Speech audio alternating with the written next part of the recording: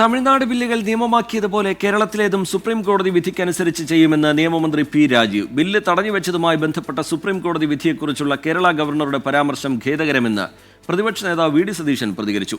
കാവ്യവൽക്കരണത്തിന് ഗവർണർമാരെ ഉപയോഗിക്കുന്നതിനുള്ള തിരുത്തലാണ് സുപ്രീം കോടതി വിധിയെന്ന് CPIM സംസ്ഥാന സെക്രട്ടറി MV ഗോവിന്ദൻ പറഞ്ഞു. പല രീതികളും ഇപ്പോൾ കേരളത്തിൽ വരുന്നുണ്ടല്ലോ, നമുക്ക് പരിചിതമല്ലാത്ത രീതികൾ. ഇപ്പോൾ ജമാഅത്ത് ഇസ്ലാമിയുടെ പ്രകടനത്തിൽ ബ്രദർഹുഡ് വരുന്നു, ഇവിടെ നഗരസഭയുടെ ഇതിനകത്ത് ഗഡ്ഗേവർ വരുന്നു.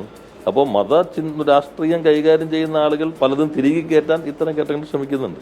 സുപ്രീം കോടതി വിധിയെക്കുറിച്ച് ഗവർണർ നടത്തിയ പരാമർശം ഖേദകരമാണ്. അങ്ങനെ ഒരു ഗവർണർ അങ്ങനെ പറയാൻ പാടില്ല.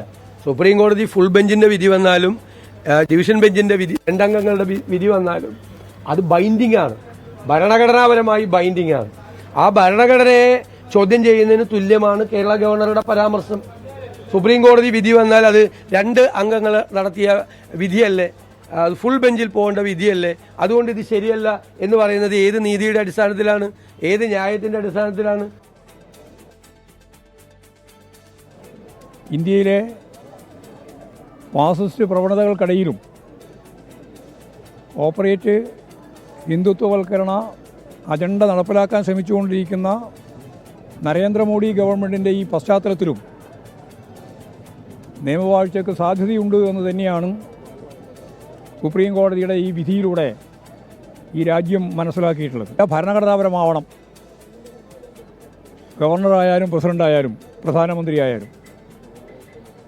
ജുഡീഷ്യറിക്ക് അതിൻ്റെതായ ഇടപെടൽ നടത്താനുള്ള ശേഷിയുണ്ട് എന്നിപ്പോൾ ഒന്നുകൂടി വ്യക്തമാക്കപ്പെട്ടിട്ടുണ്ട്.